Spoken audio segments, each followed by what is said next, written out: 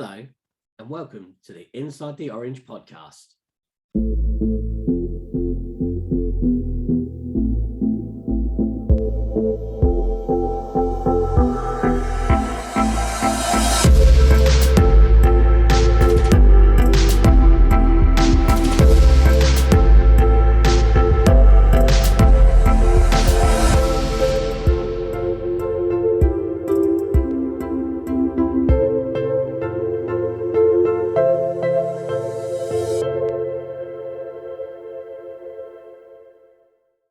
Welcome back to the Inside the Orange podcast.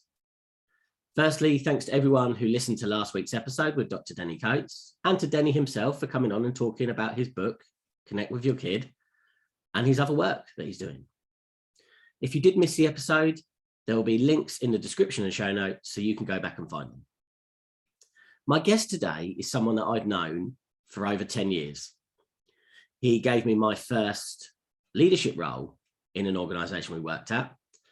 And we've kept in touch since and watched each other's careers kind of grow into different entrepreneurialships.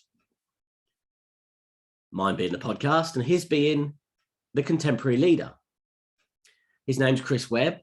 And again, it's an amazing feeling to have an interview with someone that you know personally and you've worked with in the professional life. It's a great interview, really open, really honest. And I look forward to you hearing it in just a couple of minutes. Before we get into the episode though, as always, here's how you can get in touch with the podcast. To get in touch with the podcast, you can find us at insidetheorange.co.uk. You can email us at insidethisorange@gmail.com. You can find us on Twitter at OrangeWhats, Orange WHATS. On Instagram, Inside the Orange. On the Inside the Orange podcast Facebook page, or you can find me on LinkedIn. It's Richard Stevens, motivational speaker and creator of the Inside the Orange. All these links will be available in the description and show notes. So my guest today is someone that actually gave me my first leadership role in an organisation we worked with and over 10 years ago, which we're both really struggling to believe. He now has gone on to start his work as the Contemporary Leader. We're both passionate about making sure leaders do right and are the best versions of themselves in the industry. And that's why he's on the podcast today. So I'd like to welcome Chris Webb. Welcome to the podcast. How's your day been so far? Hi, Richard. Yeah, good to be with you, actually. So unfortunately, it's a bit wet today. We've had that, nice few days of warmth, haven't we? But the good news is I've got my coffee. I'm ready for the podcast. So yeah, happy days. We'll just let the rain go on around us, shall we? That's what we shall do. Awesome stuff. So just give people a bit of an introduction about yourself and the idea of the Contemporary Leader. Yeah, so as you kind of said in the introduction, we've known each other for a few years, haven't we? So we worked with each other in the Big T in Tesco many years ago, which was great. But more recently, what I've done, I've kind of left the corporate world and I set up my own business. So I set up, first of all, Leaders Retail Consultancy, which pretty much, did what it said on the tin. So it was a consultancy based on leadership. And then from that came the Contemporary Leader, which was, in essence, it's a similar thing, but the name changed because it was more marketable. It enabled me to kind of, work towards writing my first book and doing other things within the series. My ambition is to kind of, publish leadership work and kind of use experience that I've kind of had and kind of, badge that under the Contemporary Leader. I think there's a lot, obviously there's a lot of, a lot of people talk about leadership. You do, you have a lot of great guests on here. Everyone has a different view on leadership, but I think the thing that I particularly enjoy is, I've kind of grown up and lived through it, and I think my leadership style's definitely changed over the years, and hopefully through the experiences that I've kind of lived through, and I can share that through the work that I do. And the Contemporary Leader, the name Contemporary Leader, was very much about what I think. Obviously I'm not 100% right on everything, but what I think modern leadership looks like in this day and age. Like I said, other people have different views, but what does a modern leader look like? What kind of skills do they need? What kind of, strengths do they need? How do they need to kind of show up to be a success? And that's a really interesting point, because let's go back, 50, 60 years. And again, let's look at the word manager and let's look at the word leader. What someone has been to be kind of an industry leader has changed dramatically in 50 years. And that's still a very short period of time, isn't it? Yeah, definitely. I think, if you look at it, very much in the corporate world, the lines are very, very blurry. So people will say leadership, this is what great leadership looks like. But then there's a lot of managers that are doing managerial jobs that see themselves as leaders or, leadership roles. And the lines are very, very blurry. And when you kind of look at both separately, you actually see, that true leadership is that inspirational, piece that people, kind of look up to and aspire to want to be like, to want to do, to want to follow, whatever you want to call it, cult following, if you want to kind of badge it under that. And manager is very transactional. It's very, right, I've got to get this done, getting all the troops kind of fired up, ready to kind of go, if you like. So in the corporate world, the lines are very blurry. Coming out of the corporate world, I can kind of see, and looking back, I can kind of see that, there's many days where I thought, yeah, I'm a great leader, where I was a manager, and because that's what the organization requires of you to get the job done. But there are also examples of how leaders can be fantastic in what they do and still projectile a company forward. So for me, so you did give me my first leadership role 10 years ago, my first management role, and I call it a leadership role. Was it? That long ago, was it, eh? It was 11 years, if we're being completely accurate. Yeah. Time flies.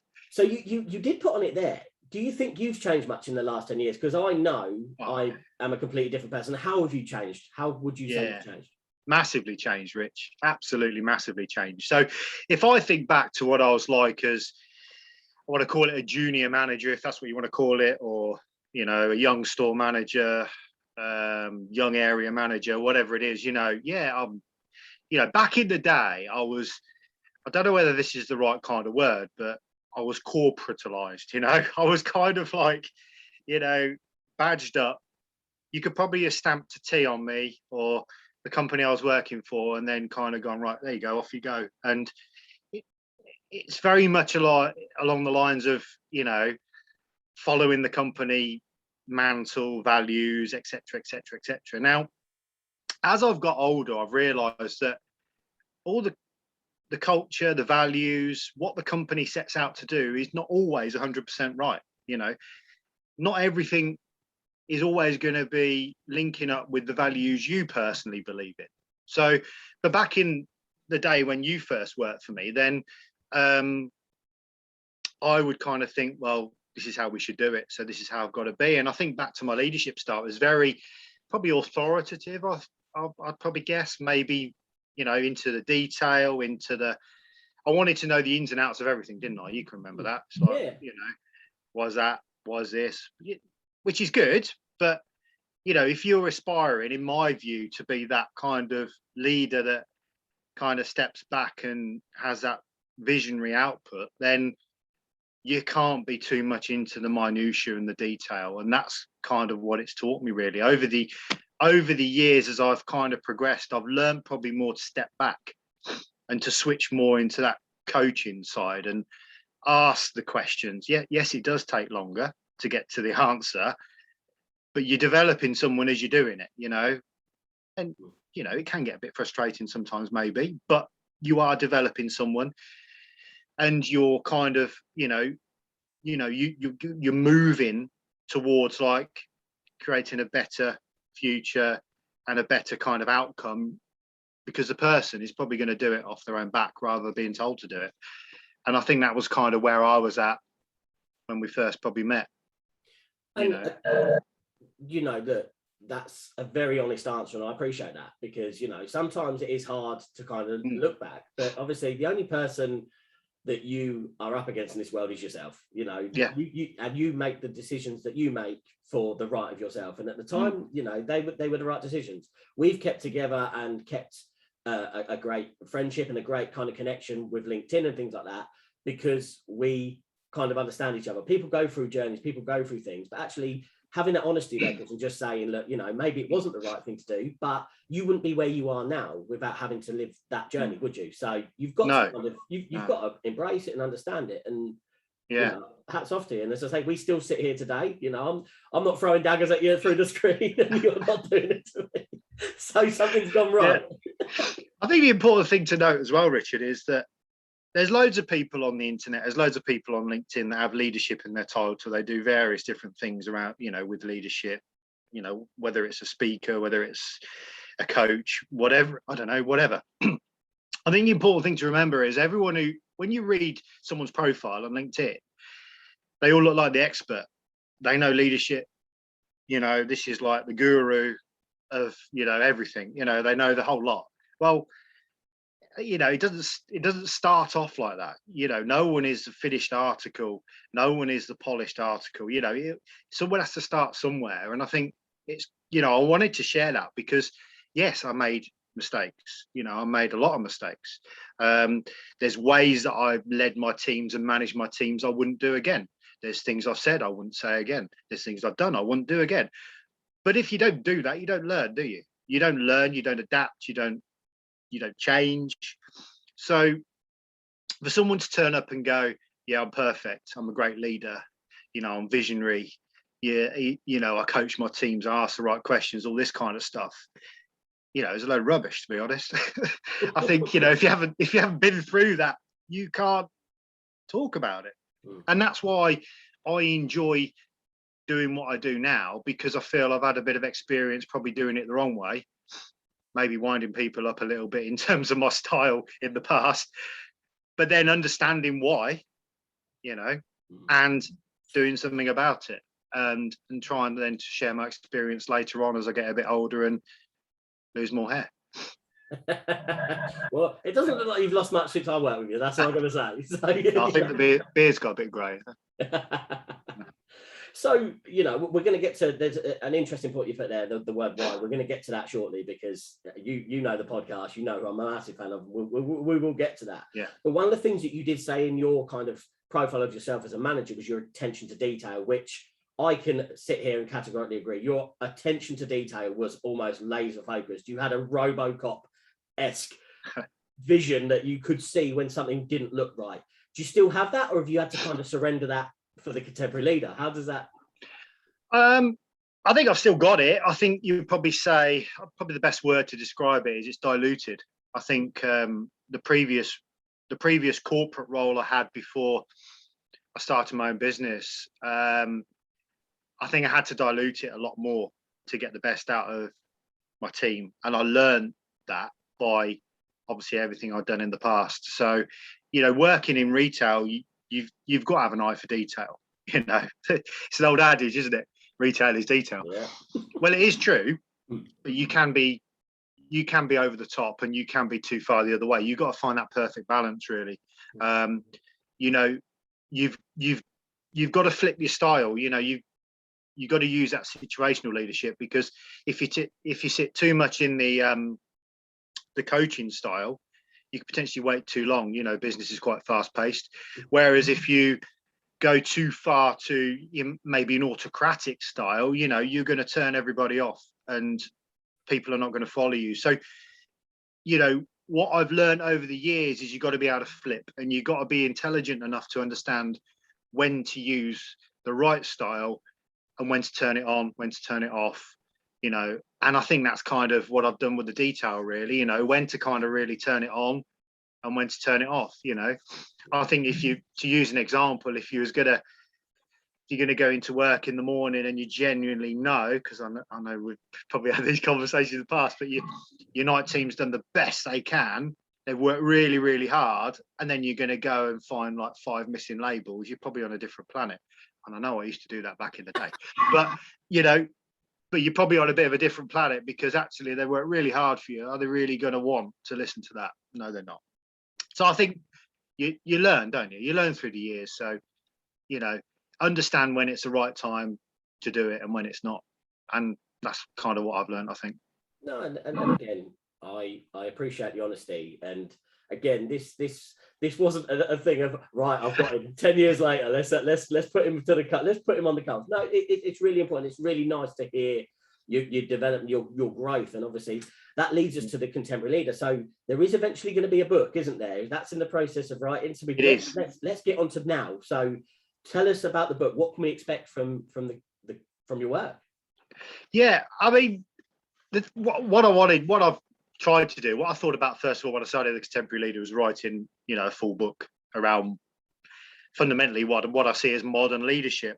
That's kind of developed more into an ebook and a series of ebooks. So the first one I'm working on at the moment is what I call like the foundation of leadership. So it kind of links into a little bit around why we do stuff, but it's kind of focusing more on emotional intelligence, self-awareness, kind of, I remember someone saying to me years ago, you can't lead a team without truly understanding yourself first, and that's what it kind of hones in on. Actually, how do you get yourself match fit, if you want a footballing analogy? How do you get yourself match fit before you then go along and try and lead a team of people? And the first book is kind of like tailored to that. It's kind of like the foundation of leadership, what it takes for you to go do it. It's almost like you've got to have this, you've got to graduate before you can go and lead some people. And hopefully the kind of experiences, stories and bits that I'm putting in there can kind of resonate with people. And again, like we've discussed, I'm going to use real life examples. So things that I've done, things that I've done or other people have done that have worked with me or for me or I've worked for, that have been great or probably not so great, So again, people can see, how things probably could work for them and probably see how not to do things. So I think by sharing those probably will, help people and they can kind of resonate with that. No. I really like that. And most importantly, you said something that just shows why you're a great guest for the podcast. You have to understand yourself first. You do have to understand who you are before you try and lead someone else. And that's exactly the idea of this podcast, is understanding yourself. When I struggled myself with leadership and understanding where I fit in with leadership and what my style was, as I've got a very extrovert style. When I lead, I'm very, very loud. you are, you've seen it. But obviously I had to learn that. So what was the most challenging part of leadership? Not just potentially yourself, but what is the most challenging part that you see people struggle with in leadership? Is it understand themselves first, or is there something else? Oh, that's a good question. I think it is. I think it is understanding themselves. I think the hardest bit really is probably understanding themselves and what their true values are. What do you stand for as a leader? Because, when you go and work for a big corporate, you will be told, in so many words, what to do and when to do it, which is totally understandable. Big companies need to make a lot of money. They need to please shareholders. They want their value. So they are going to do that. But I think what you'll find with a lot, probably especially retailers, I can talk about retail with experience, but what you find with a lot of retailers is you'll get a lot of corporate clones. So you'll get a lot of people that are towing the company line, towing the company values, and all of a sudden they will do, what they're told and what they think is right based on what they've seen before. Now, if what they've seen before is not that great, then it kind of breeds something that isn't that great. And it takes someone to kind of stand out from that and say, hold on, this is kind of probably not right how we're doing this, or not right how we're looking after our people, or not right how we're speaking to people, or so on and so forth. And don't get me wrong, it's not easy, because if you've got loads of people that are, as I call it, towing that corporate line, doing that thing, following that clone, if you like, it's not easy to kind of break away from that and go, actually, I think we should do it this way.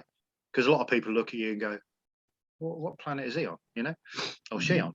So it's difficult and it's hard, and I've learned that. And I probably I probably kind of tore away from the corporate clone, as I call it, more in my last role.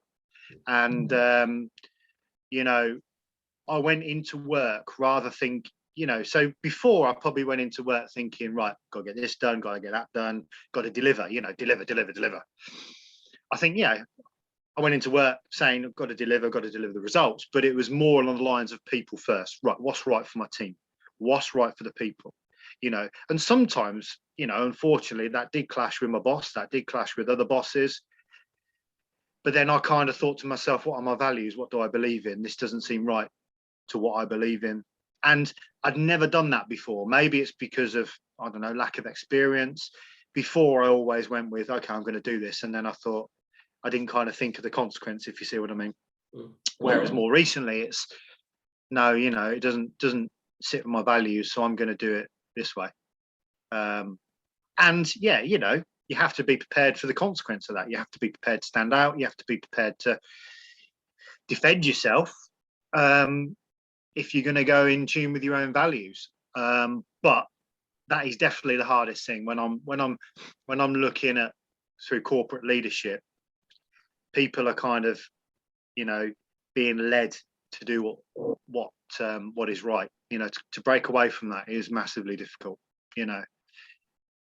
Yeah, and I think you've hit a really good point there as well. I mean, I think we get to that point where, and you said in the corporate world that you've got to toe the line, and then you start going against your own values. You start to think, actually, no, this isn't for me. And I think that's quite a big leadership journey as well, isn't it? When you start thinking, actually, no, I don't want to toe this line. Actually, I believe in here, and you can't turn that off. You can turn off a corporate because you can go and work for another company, but you can't turn off what's in there.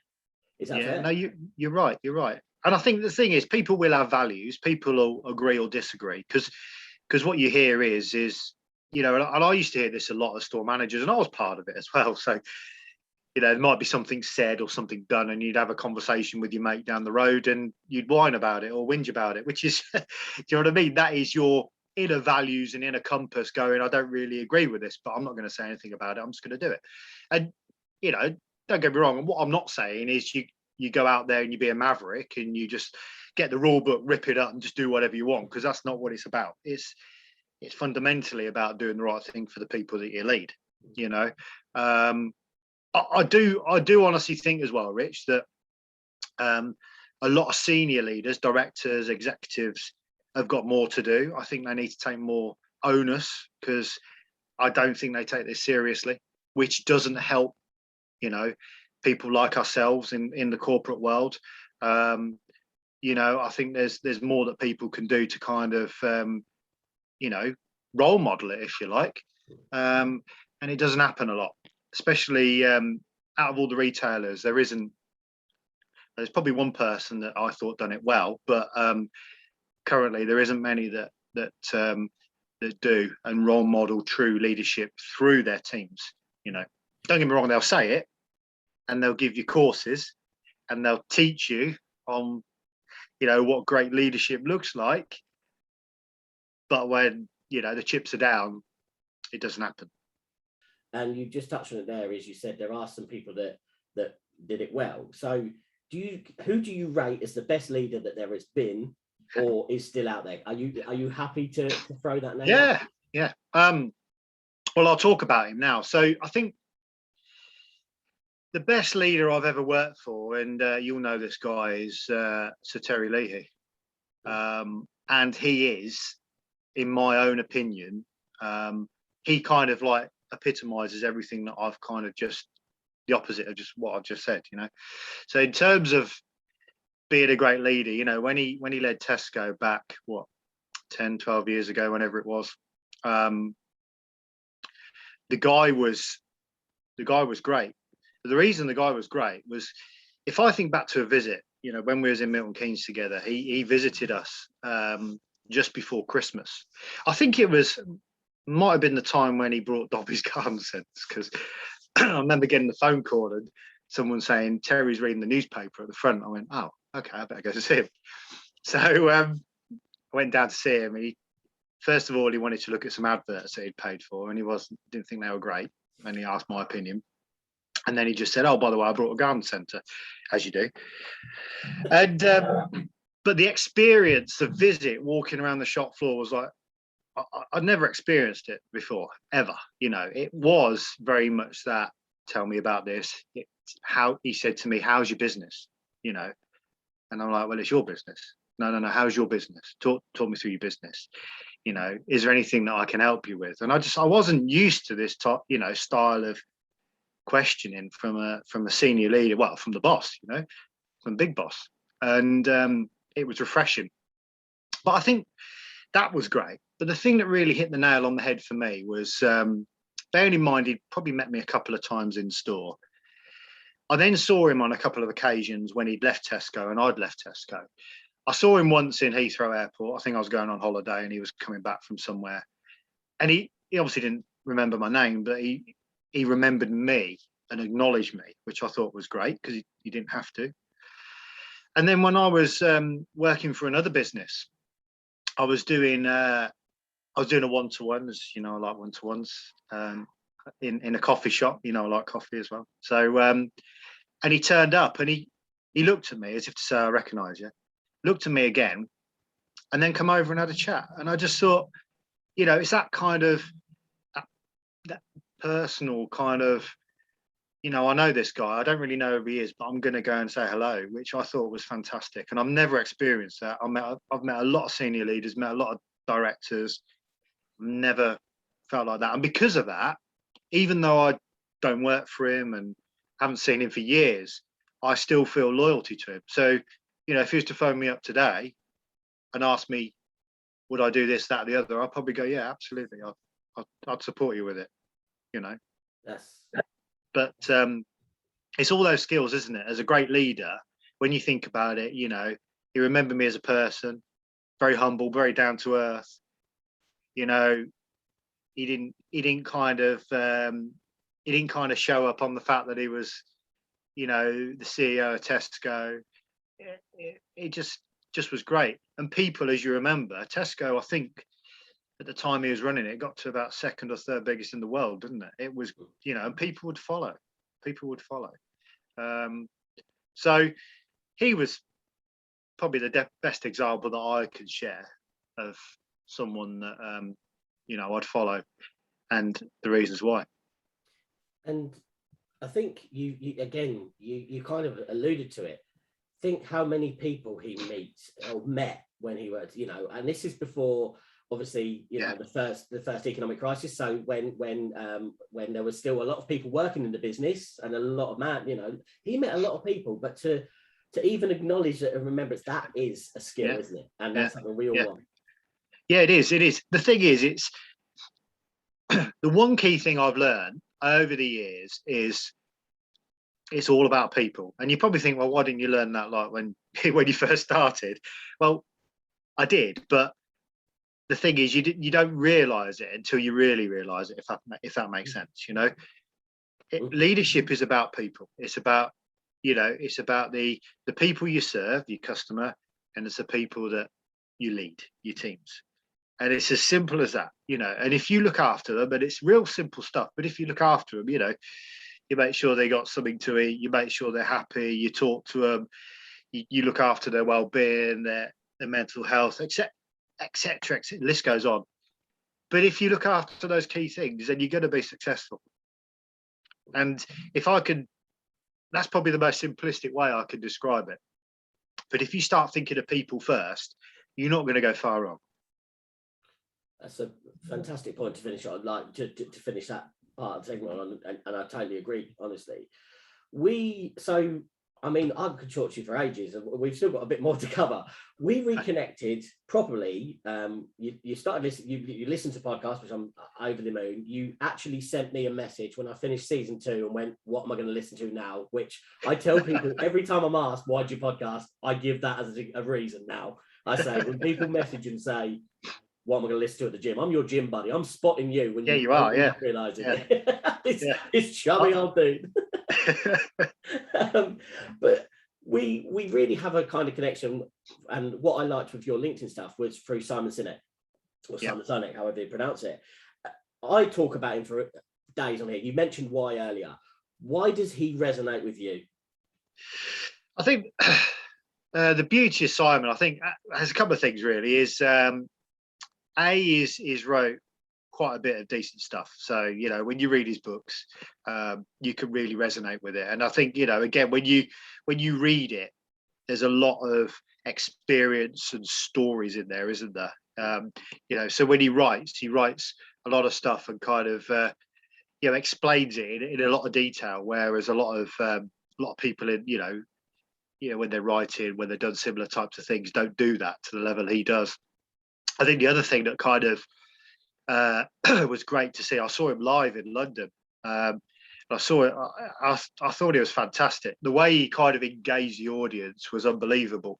And again, it's, you know, he knows how to kind of talk to people. He knows how to talk to an audience. And again, he knows how to kind of get the best out of people. And you know, I just love that. I just love listening to him. I like listening to examples. You know, he's very down to earth, very funny. But actually, the message and the points he was putting across was, truly resonated with me.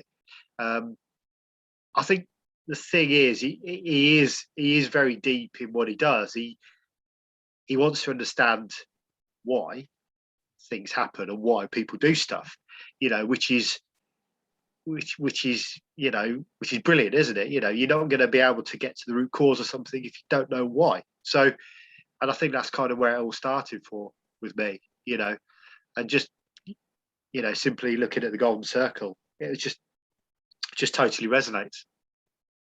And as I say, you know, massive fan of him here, and I've read his books as well. And I find it interesting with him when I looked at reviews, people had reviewed the book, and one of the biggest standouts that I see from negative reviews of him is that it's people saying, oh, but Simon, you haven't kind of explained this. And it's like people want the answer. People want him to give them the answers. When actually the answer is, no, understand, like we talked about early on, understand why. Understand yourself, why first. This is why I'm sitting here on the podcast. This is why you've got the Contemporary Leader. But I still think there's that essence that people think, no, I need to read a self-help book and I need him to tell me, list me 10 points of how I'm going to be better tomorrow. Is that fair?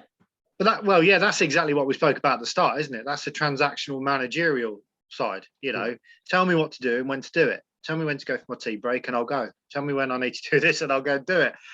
Whereas actually understanding the why is understanding yourself fundamentally, isn't it? So, you know, I've been inspired. That's what, you know, part of Simon's work has inspired the Contemporary Leader. You know, the reason why I've started with the foundation of leadership first is you've got to understand yourself. You've got to understand what's going on. You know, the reason why I changed as a leader from the early leader that I was understanding myself, my values, what I believe in.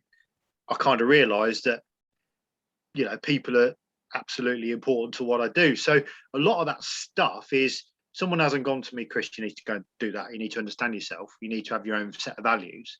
I might read it in a book and say, it'd be good to have your own set of values to go by. But I've kind of got there myself by reading things that's kind of provoked some thought and an opinion, really. And that's what he does. He kind of encourages you to think for yourself and, you know, draw your own conclusions. So, you know, and like with anything, people will write books, Simon will write books, I'll write a book. Some people will love it, some people will hate it. It's just how it is. You know, someone will read my book and throw it in the bin and say it's a load of rubbish. You know, others will read it and hopefully be more that read it and say it's great. But, you know, people have, and that's the beauty of us all as human beings. We all have opinions. We all have ideas. We all have thoughts, you know. My opinion is Terry is the best leader I've worked for. That won't be the same as someone else. Someone will say, no, he's not. But that's the beauty of us as us as a human race. We have opinions, views, and beliefs, don't we? Absolutely. And there was an opinion that we did speak about briefly before we come on there, and it's an opinion I want you to have. Now, you're a Manchester United fan. Now, you have been through Alex Ferguson, the Alex Ferguson times, the transitional period, shall we call it, and now the new era. Now, as of time of recording, you've signed Cristiano Ronaldo. He's had a debut. He scored 2 goals. He is the epitome of a leader on a football pitch. Yeah. My question, I asked you at the beginning, and you've had a bit of time to think about it. So my question is, if he joins during the period where Manchester United were at their lowest in this last, say 10 years ago, or 5-6 years ago, does he have the impact, or does he get lost as a leader in the kind of middle ground? Does he make a difference, or is that why they've signed him now? Let's see your thoughts on that. Interested. I don't know. I could be saying today, it's going to be fantastic, going to win the league and the Champions League and everything, and then 2 months later is terrible. I don't know. But all I can go on is what I've seen. And I think what I like, when I was watching Match of the Day the other night, what I like was how he's shown up, how he was, as because what you got to remember is he's a fantastic footballer, but he's getting older, and you can see his leadership qualities coming out. So even like when he's going onto the pitch, he's beaming, he's smiling, the crowd are going mad. He's kind of working the crowd, isn't he? He's working the players as well. And you're reading various things in the press as well around, I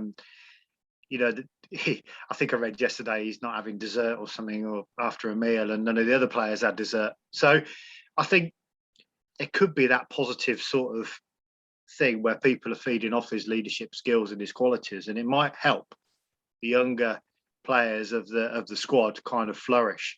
Will he be the same as what he was when he first was at Man United?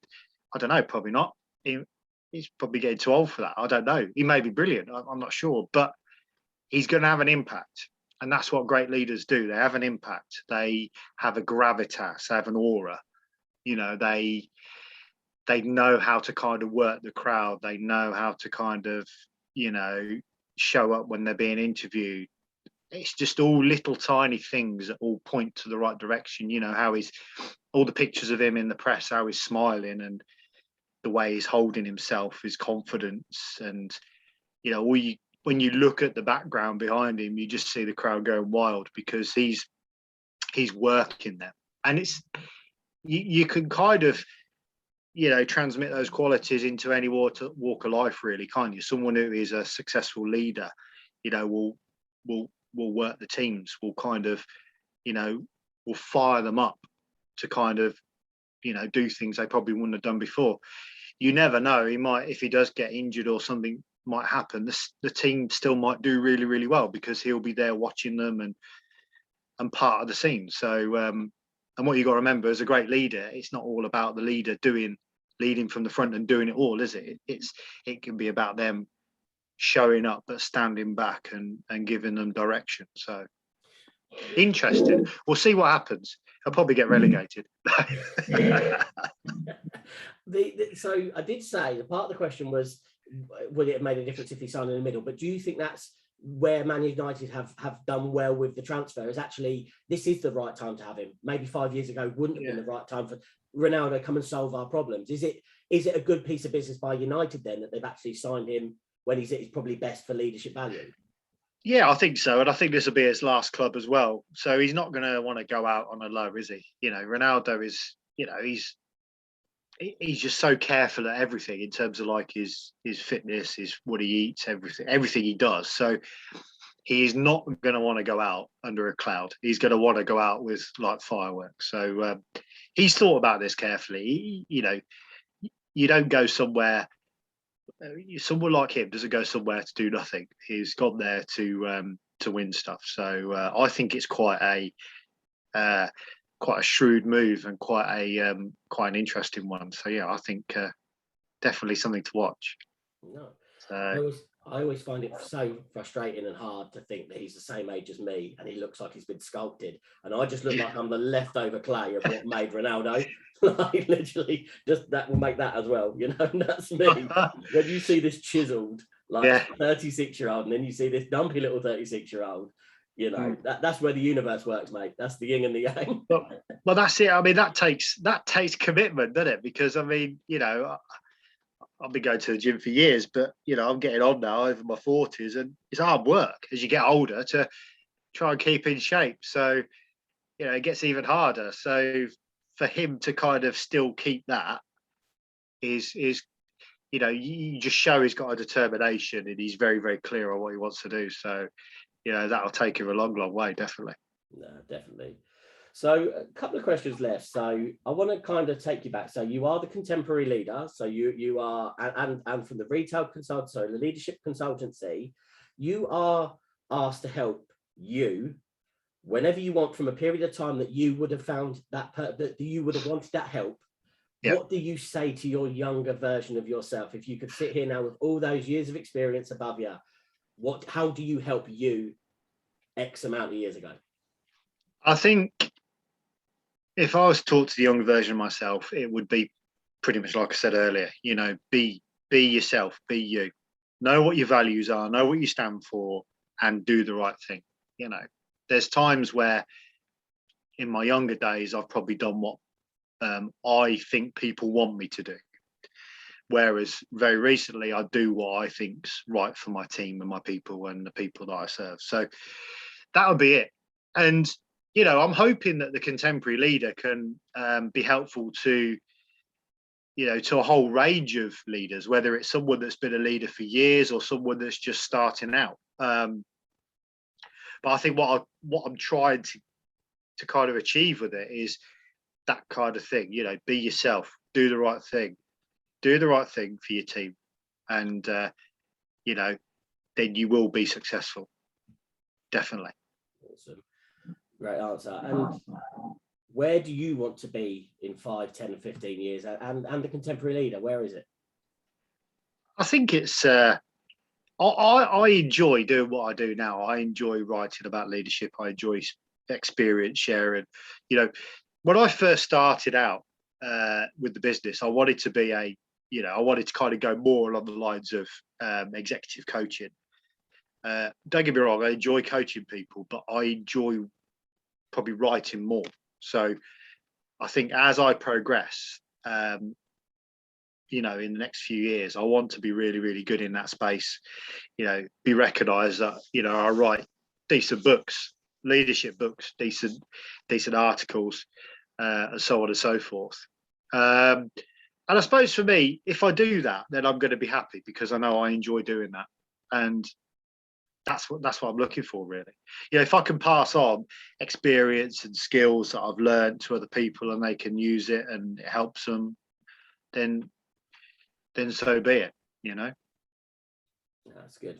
Again, great answer there as well. So for people to find you, so where can they find you? Where can they find your work? And obviously all the links and everything will be in the description and the show notes as well. So absolutely. Where do you want people to go? Yeah, so the website is thecontemporaryleader.com. So it's all one word. And on there, you can see obviously what I do, a little bit more about me as a person and what I do and what I offer. You'll also see the latest articles that I've written on there. But you'll also see links to the first book when it appears. So I haven't got a finalized date yet of when that's going to be launched. It will be before Christmas. It'll be available on Amazon as well. I was going to say all good bookstores as well. I hope so. But if you go to thecontemporaryleader.com, you'll see everything that I do on there. Awesome stuff. Chris, just today, I just want to say a massive thank you for you to come and talk to us. It's been fantastic to see you, and it's lovely to see or to share the journey with you from knowing you forever. So I always say this to my guests, if there's more to talk about, come back and talk, and we'll do it again sometimes. No, absolutely. Yeah, absolutely. Definitely. Maybe when I've got the first few books off the ground, then we can have a chat about them. But yeah, I've enjoyed it, Rich. Really enjoyed it. Thank you. Well, enjoy your day, bud. A massive thank you there to Chris for coming on and talking about the Contemporary Leader. I'm really excited about the work he's going to be bringing out and the books. And if you do want to find any of that, it will be links in the description and show notes for you to go and find Chris. The next episode we're going to be talking about is the finale. Now, at time of recording this, I'm not going to give anything away. It is a finale, which means they're normally my end episodes, and they normally come with a little surprise or a secret and something that's important to me. So there's no interview next week necessarily, but there is going to be, as always, the episode 14, Inside the Orange season finale. So until then, goodbye and take care. And as always, just listen here for how you can get in touch with the podcast once more. To get in touch with the podcast, you can find us at insidetheorange.co.uk. You can email us at insidethisorange@gmail.com. You can find us on Twitter at OrangeWhats, Orange WHATS. On Instagram, Inside the Orange. On the Inside the Orange podcast Facebook page, or you can find me on LinkedIn. It's Richard Stevens, motivational speaker and creator of the Inside the Orange. All these links will be available in the description and show notes.